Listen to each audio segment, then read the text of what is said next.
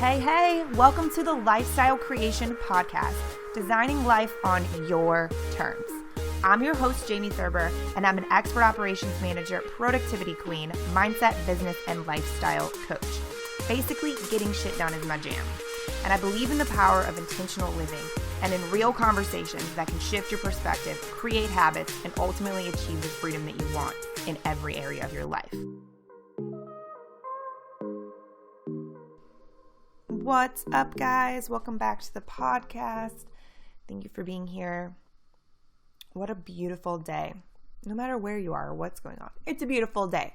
So, I like to shift the energy when we first get started and bring you back to that place of gratitude. Always. I can't believe we're on episode 23, guys. Like, what a fun ride this has been. I don't know why I waited so long to do the podcast and get it started, but I'm loving every minute of it. I love your feedback. And it just, it means the world to me. So thank you for those of you who reach out and who share this information with others. From the bottom of my heart, seriously, it means so much. I personally have been working on a lot of things. I think I'm always working on a lot of things now that I really think about it. But for a long time there, I was working mainly on myself, like mentally, emotionally, spiritually, for a couple of years, really, was the main focus.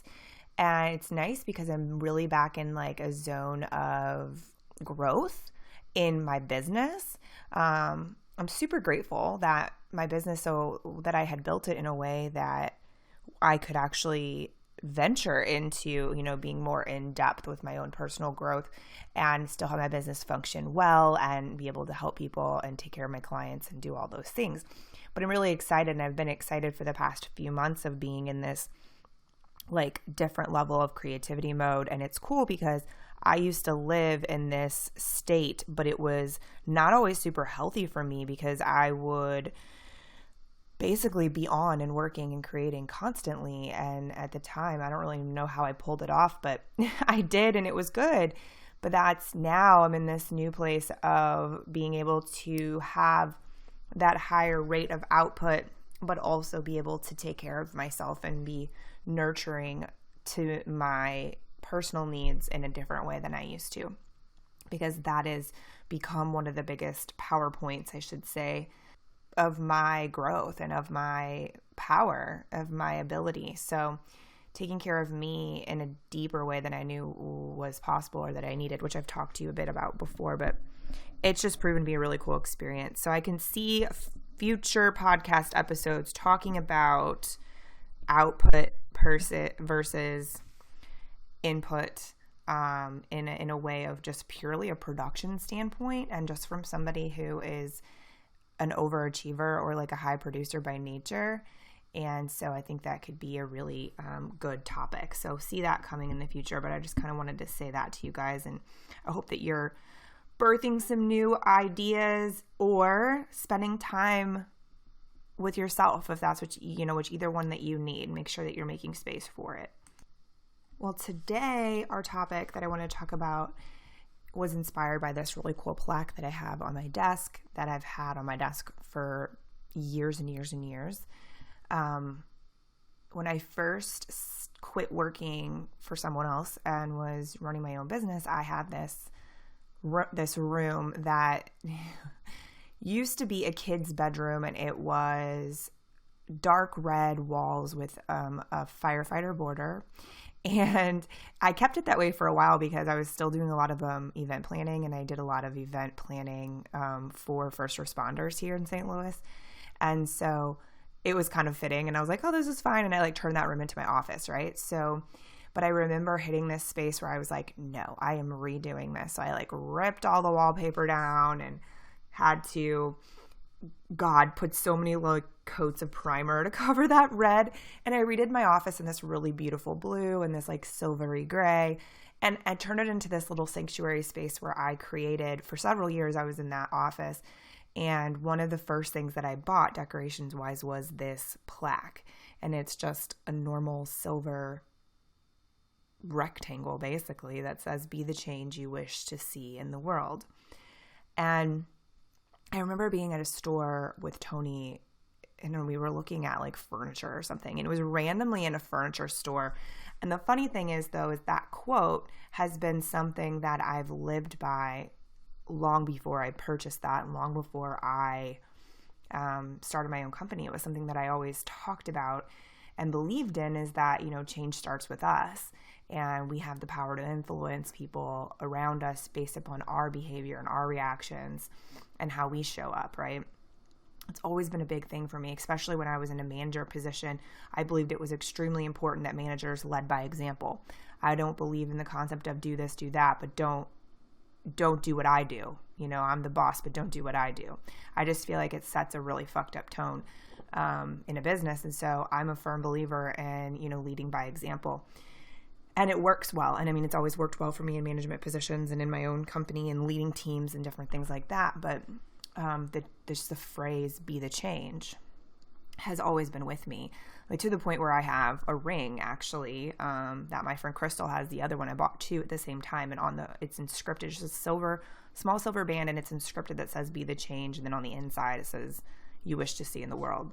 And so every single day I wear that ring, and I've worn that ring for 7 years probably, every day, and it's just a little token for me, right? So those of you who've been around me a lot or have listened to me for a long time, you know that I always use that hashtag. I always talk about being the change. But I was sitting there thinking today about how I would like to explain a little bit more about why that's so important to me, but then also ways that you can really utilize that belief in every space of your life, like anything that you believe in, or you feel passionately about, or you're wanting to grow or influence or be better in. That could be everywhere from yourself to your business, to your body, to your family, to your community, to the world, to your business, to your friends, like anybody. It's mainly, though, it's a personal commitment. So one of the things, like I said, I always put quotes everywhere. That's another thing about me. So I always think it's funny, like on Instagram, right? People will say, "Oh my God, there's another girl posting a sexy picture with some quote." And I'm over here going, don't judge me, because I have posted quotes all over my life since I was like 17 years old. It's always, and probably before that, it's just always been a thing for me. So I actually made a post not too long ago, if you guys saw it, on Instagram, where I was like, listen, I'm not changing what I do simply because, it's become like a cliche on the gram to do that. Like, I'm not gonna change. I post quotes for myself, or I have them around my house and on my phone and different things like that to inspire me, to make me smile, to make me stop and think. And so that's what Be the Change always has been. Like on my phone screensaver, for example, it says "you are enough" in big, beautiful letters that are on brand, like they're on my brand color, and it just makes me smile. And it's just a good reminder. So that's something that I always recommend to people. You hear people talk about affirmations, and I do believe in affirmations. I also believe in visual reminders. That's always been more helpful for me, is having visual reminders. Whether that's a picture of the girl with the big built, like the built quads and booty that I want from squatting in the gym on my refrigerator or in my supplements cabinet, maybe it's a picture of myself. Like right now, honestly, I found this picture of myself that I remember taking a couple years ago when I was living in Iowa, and I felt so beautiful in that picture, and I took it with a really clear intention in mind at the time. And it was basically, my boyfriend and I weren't doing well, and he had moved out and wasn't talking to me, whatever. And I took that photo, and because I was feeling really beautiful at the time, it was very pure. The picture was, it's basically just my face for the most part. And I sent it to him, and it was just like, you need to remember, the core of who you fell in love with. I remember that. And so I found it the other day, or a couple weeks ago, probably at this point, randomly. And I smiled at that picture, and I thought, what a cool moment of just honoring who I am and remembering that, like, yeah, sure, shit happens and whatever, but doesn't change who I am at my core. And so I put it on my fridge. Like right now, it's on the middle of my refrigerator, so that I see it every day and I'm reminded, like, it's okay. So don't feel weird. Like if it's a photo of yourself, like who cares? Anyways, I think it's visual reminders are always very, very helpful as far as, keeping us in that state of mind. You know, people always ask me, like, how do you change your thinking, like your thought processes and all of those automatic thoughts, which we've talked about a bit in the past, and I'm not going to go into great detail here, but one of the things is that you just have to keep filling it with something else. You have to keep reminding yourself that that's not how you want to behave anymore. Like, this is it. This is the new thing. So for me, like, be the change is a really simple and easy way for me to remember that, like, I am committed to showing up a certain way every day and being a certain person in the world and in, you know, any interactions I have. And that's something that's, you know, super important to me. And I'll talk a little bit more about another great reminder that I have as a visual one here in a minute. You know, fuck it, we'll just say it right now. Actually, it fits well in this spot. Okay. So when I start a podcast episode, like, I don't pre-write any of this shit. I basically have a topic and I'll write out 4 or 5 like little bullet points that I want to make sure that I hit, just so that I don't just ramble the entire time, because I definitely could ramble for like hours. So that's where that little thought process just came from. But you guys may have seen this before, but I have a tattoo on my forearm, on my right forearm. I have a tattoo of a lighthouse. The story behind the day that I got it is like mind blowing, and it is actually the intro of my book I'm writing right now, because it is such a great example of how powerful we are when we choose to change our way of living and thinking and being. So make sure that you read that. I've also told that online other places, but it's kind of long, so I'm not going to tell it here. But I have this tattoo of a lighthouse, and it is like the lights are shining bright out of it. It's getting hit by these huge waves, and, you know, the whole idea was told to me by an old coach of mine, who his coach had told him this story, and I'm sure some other coach had told his coach the story. You know how that chain goes. But it was basically like, who do you want to be, a lighthouse or a tugboat? You know, and it's not even for me like about the tugboat thing. Like, that's irrelevant in my world these days, just because I'm not jumping down in the water and doing that with people anymore. But just so you know, like, very, very like Cliff Notes version is basically a lighthouse always stands in its power, in its space, and guides. It does not ever waver. It does not come down off of that rock and jump into the water to save people. Its way of saving people is by shining and leading by example, basically, is how I interpret that. You know, and if you want to be a tugboat, then you jump down in the water and you're trying to save people and you're pulling people in and you're, you know, possibly drowning with them. And it's definitely just a different type of work. And the reason I don't talk as much about the tugboats anymore in my own personal experience is because there's a purpose. Like, tugboats serve a really beautiful purpose in the world, like literally, like a literal tugboat that pulls in ships and things. Like, it serves a purpose, and I believe that there are people who are gifted in a way that they're able to be down in the trenches pulling people along, and they don't, and like that's part of their superpower, right? And I don't think that it's anybody's job to judge, but the whole point of the concept is that you can't, if jumping down into the trenches is sucking the life out of you and you can't maintain your power in the process, then that's not where you need to be. I think it's a rare occasion that people, and when I think about people who I'm talking about that are really skilled at being down, you know, and helping people like pull them along, are like grief counselors, you know, people that are helping addicts, like that are down in it with them, sitting there with them in withdrawal and like all of that kind of thing. That's kind of the first sort of thing that pops into my head. But anyways, so to me, the lighthouse, and the reason I got the tattoo is because it's a visual reminder. And I remember Sean actually said it in the perfect way, is that it is an outside reminder, a visual reminder of an internal agreement or an internal commitment.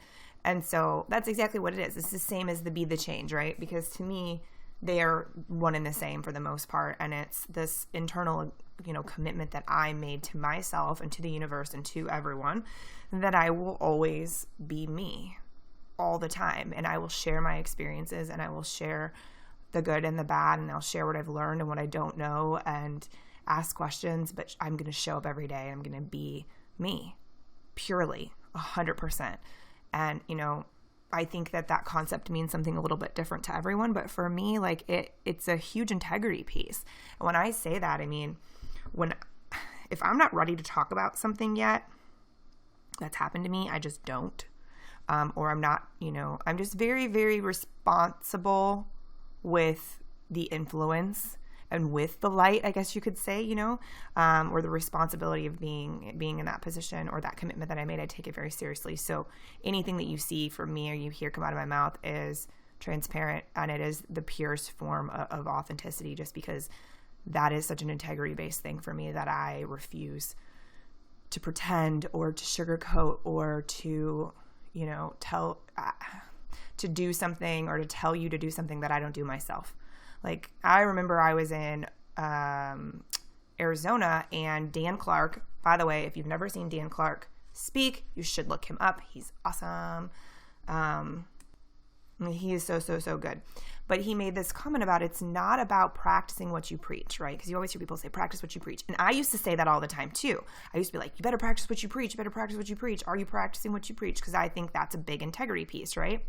But I remember him saying, it's not about practicing what you preach. It's about preaching, or only preaching, what you practice. And that one, I was like, damn, that's exactly what it is.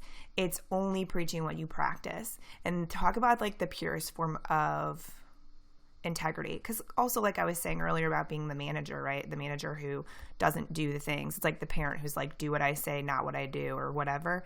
Like, come on. That's silly. And what it's actually doing is enforcing a whole lot of really bad things, or reinforcing a lot of really bad, sneaky little habits.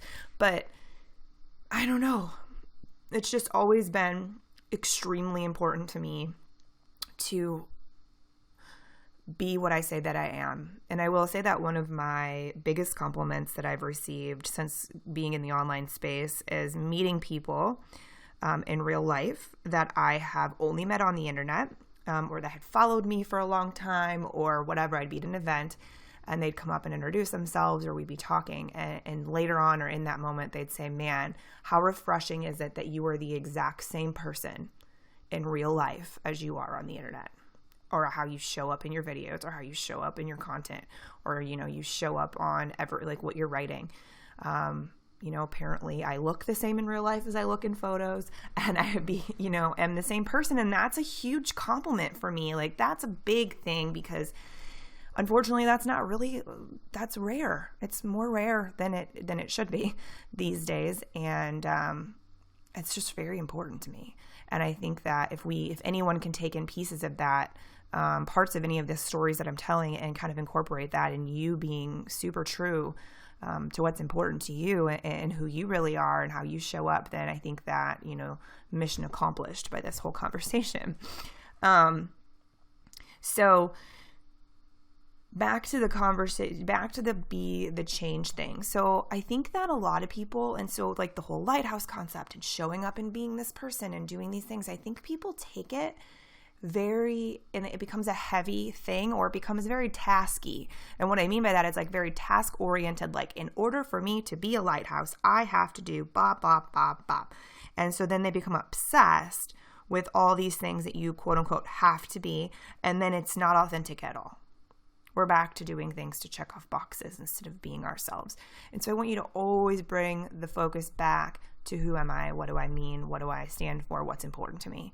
And because those are the things that should be at the foundation of every interaction and every action that you make or don't make, every choice, right? It comes back to like, who am I? What's important to me? What matters to me? Like, what do I want to influence or share or do, right? Those are the things that it should always come back to. So the quote, be the change, it creates quite a ripple effect. And that's why I think it's such a beautiful statement, is because I think that a lot of times we underestimate the power of our own actions, as far as like, you always hear people say, smile at strangers because you never know what battle they're, fighting silently, or, just be kind to strangers because you don't know what battle they're fighting quietly. and how smiling at someone can make their whole day, right? And then they smile at someone else, and then it's just this big chain reaction of smiles, right? That made people happy, or being kind. Like, example, yesterday I was on a search for a case. I got a new phone, and usually I like plan things out really well, and I have a case delivered by the Amazon, right on the time the phone gets here. But I was being very wishy-washy about my phone choice for God knows what reason. It's unlike me, but I was being very weird about the decision, and I didn't know if I was going to keep this phone, blah, blah, blah. Anyways, I decided to keep it. I go to the store yesterday to find a case. I walk into Target, and there's, I guess, back to school shopping is still happening.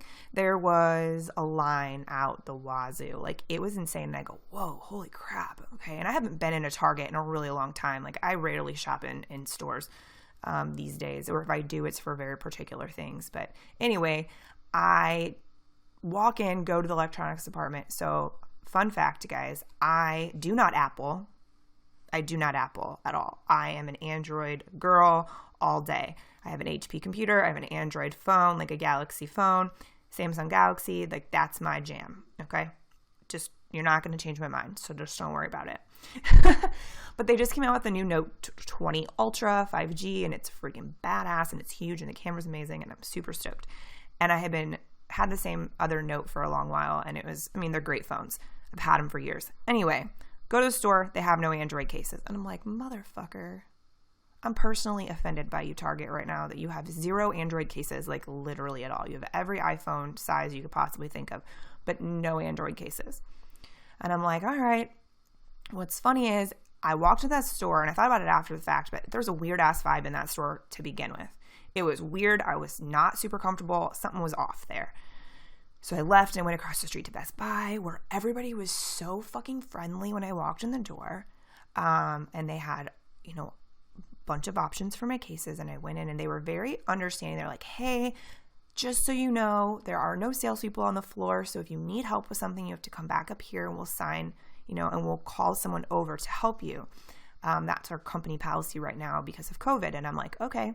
Well, I knew exactly what I wanted and where they were, so I didn't need help. But I was like, thank you, I appreciate it. When I go to leave or go get my thing. And I kind of liked it because everyone kind of left me alone. Sometimes in the Best Buy, right, they're kind of up your ass. Like, what do you need? Can I help you? And I'm like, I'm trying to just look at something. Give me a minute. I will ask for help if I need it.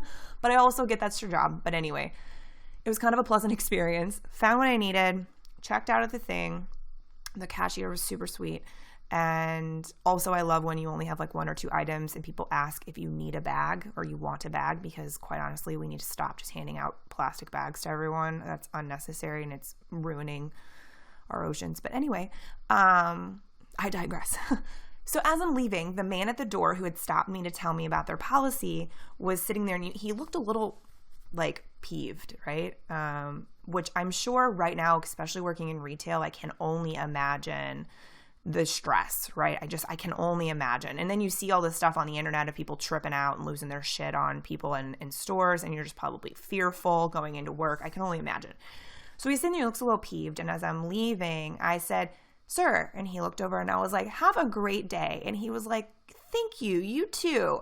And his whole face changed. Now, of course, all I can see is from like, his eyeballs, but they changed.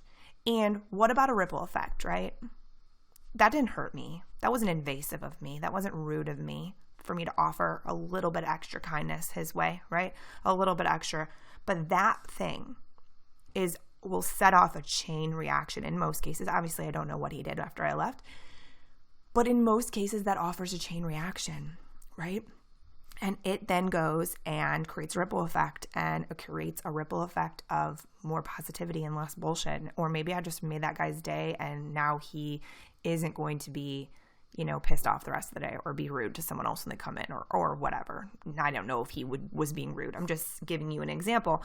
And then I feel better too, because I'm like, oh, cool. Like, I made him smile. And that's a great thing. Right? I remember there's an episode of Friends where Phoebe is trying to find a selfless good deed. Like, her and Joey have this thing going on, and she's trying to find a selfless good deed. And so basically he was just telling her that like all good deeds are selfish, and making it kind of sound like a bad thing, like she went and let a bee sting her, and then he was like, yeah, well, the bee dies now. and all these, just as all these different examples. And of course it's funny because it's Friends and it's a hilarious show, but that's a good example. And I was like, you know what? So what if a good deed makes you fucking feel good? That's the whole point, right?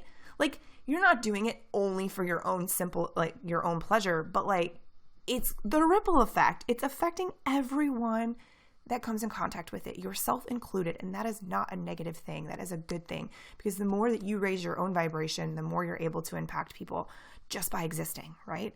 And so that ripple effect is huge. Now, I'm going to talk about, like, a lot of people ask me, how do you maintain this belief and this stance of being the change in the world that we live in today, right? Where there's so much nonsense and hate and horrible things that are happening, and just the circus basically that's going on in the world in September of 2020. And the truth is that we're all humans and we all become emotionally affected by certain things, but at the end of the day, your focus should always be on what you can control.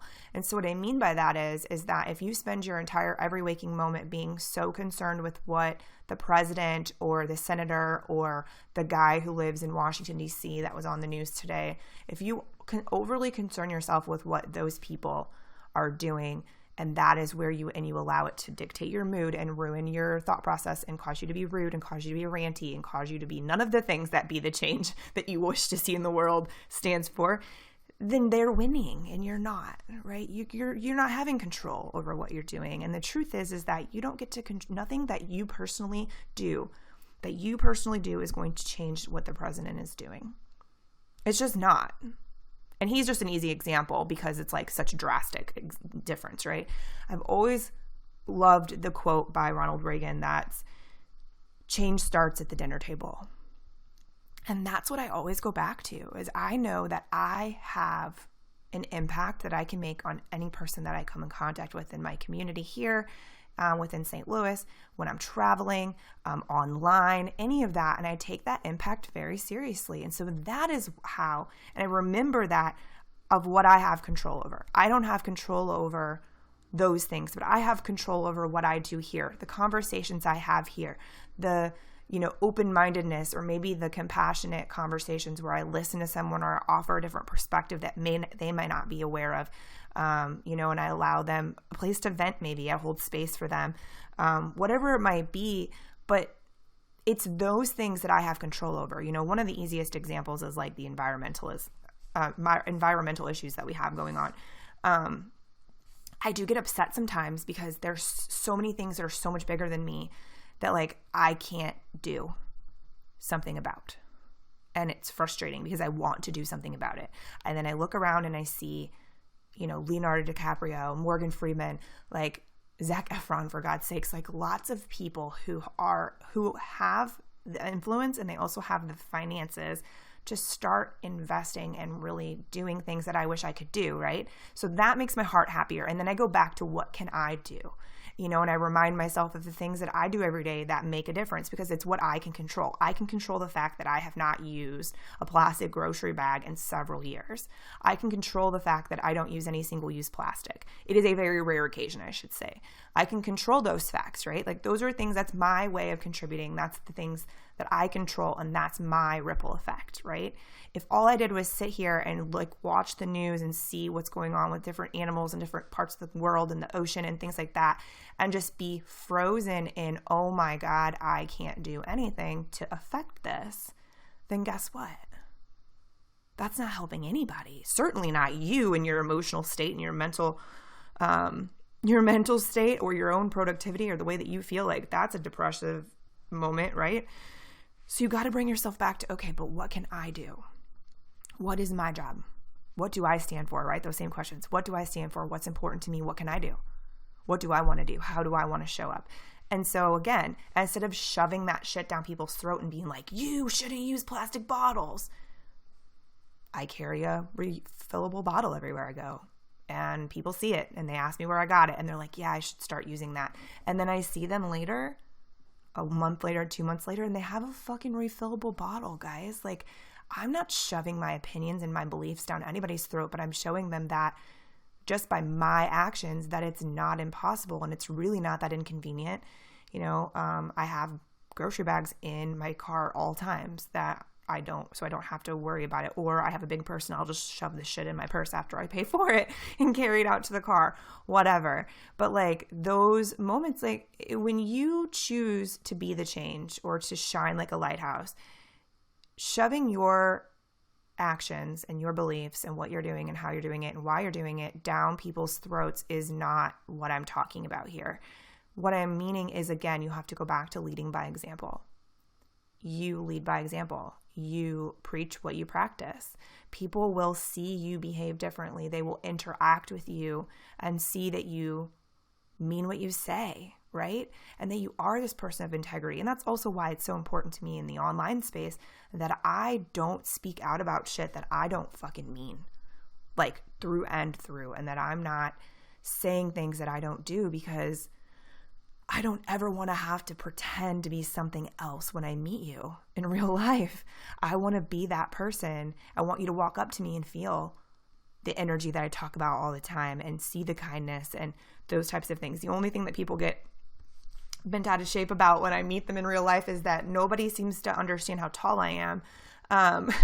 They're like, whoa, I didn't know you were that tall. And I guess it's because, like, how often do you really see like my entire body standing in social media? Not very much. You usually see me from like the waist up for the most part.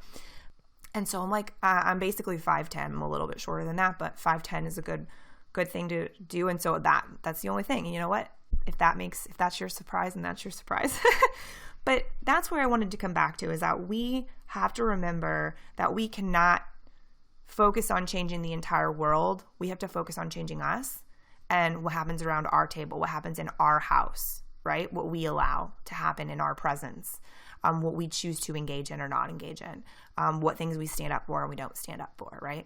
We have control over that. And truthfully, if every person listening to this shared this message with 2 people in their lives, and those 2 people listened to it, and then they shared it again, and they shared it again, talk about a ripple effect of us now understanding on a different level the difference that we can make. And if every person that listened to this put in place one thing of remembering to, show up and be the change, basically, then talk about that is where actual change comes from in the world. It comes from individuals. It doesn't come from screaming on the internet. It doesn't come from, yelling at people to believe what you believe and telling them that they're wrong, blah, blah, blah. It comes from you living your truth and being true to what you believe and sharing that in just existing. Like, that is the whole thing. Is it doesn't have to be this big overwhelming thing either. It's just you become very committed to yourself to live the way that you want to live and to be the way that you want to be. And if that's, I hope that's from a place of integrity, and that you want to be kinder and you want to be more compassionate and you want to help the planet and the world to be a better place. I hope that that's your desire, but obviously not my thing to force you to do or whatever, or tell you what to do. But it's by you being committed to you every single day. And that's where the change begins.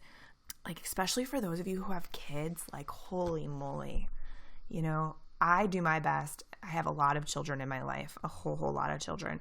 I come from a massive family, and then all of my friends have babies, lots and lots of babies. And so I do my best to be an impact on them in a positive way, and be someone they can talk to and ask honest questions to, that I give them honest answers, because that's my way of impacting that generation, right? And I have plans on different ways to impact the younger generation that I hope that will come into fruition soon. But basically, but those of you that have kids, man, you have such a beautiful opportunity to enrich those lives, to be really good fucking human beings, right? And to care about each other and to care about the planet and to care about whatever it is, right? But to find out what it is they care about and just be good people, fair and compassionate and all of those things. So you just have this really beautiful experience and opportunity to do that and to influence that, which is amazing. And I'm very grateful for any parent that's listening to this that is raising their children that way, because it is very cool and it is a privilege And it is an honor, and it makes me smile a lot when I see that. Anyway, so my friends, the biggest thing, again, like I wanted to say, was really bring home the fact of the ripple effect, and also sharing like what we have control over is where we create the change. Because I think that, again, it becomes this big and overwhelming thing. And then instead we just like recluse back into a hole of thinking, oh my God, well, I can't change the world. Well, no one's asking you to change the world. I'm asking you to change you.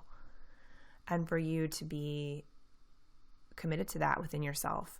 And here's the great side effect of it. I'll tell you what. The great side effect of it is that you don't have to keep track of lies.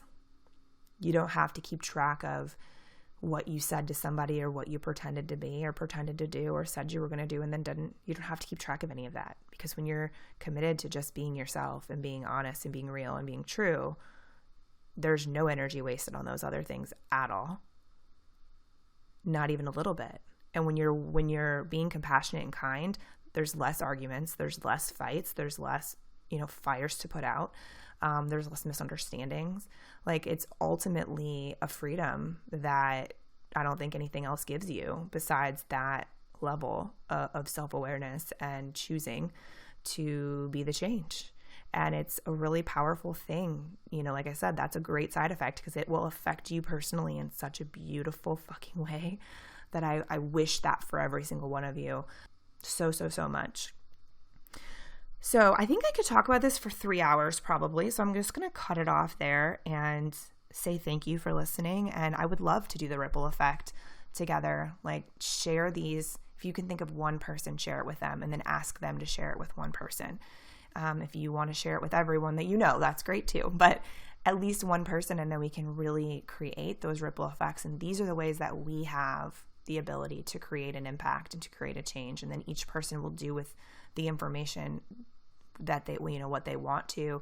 And I think that, something came to mind for each one of you that matters to you, right? That you're passionate about, that you want to see different, or that you want to be different about, or that you're committed to showing up as every day. Something, or maybe some things popped up for you during this conversation. And so those are yours, right? There's no right or wrong answer. Those are yours. So as always, thank you from the bottom of my heart for being here and listening and hanging out with me. If you have any questions, my email is listed below. As always, you can reach out. If you do share the podcast, please tag me. I love that. It makes my heart very happy. And then also, there's a link below. We are transitioning over into this really great, cool new space for my coaching group. And I'm so stoked, and I'm probably going to do a whole episode to kind of explain the whole new thing, just because I'm really excited about it and it makes a lot of sense. And I think there's a lot to be learned from my reasoning for making this switch and blah, blah. But anyways, if you are interested in learning more about that, I'll put a link below too to check that out. And go out and enjoy the rest of your day and smile and enjoy it and do a lot of self-reflecting. And here's the other part. If you're not happy during the day, let's end on this note. You don't have to pretend to be happy if you're not happy. But it's okay for you to be, melancholy or mediocre or maybe frustrated or agitated or whatever, and keep that to yourself. That doesn't mean that you go out into the world and you spread more of that, right? You're allowed to feel your feelings and be honest about them without dramatically or negatively impacting other people to do the same. So anyway, that was the last note. Thank you. Enjoy the rest of your day, guys. Until next time, see you later.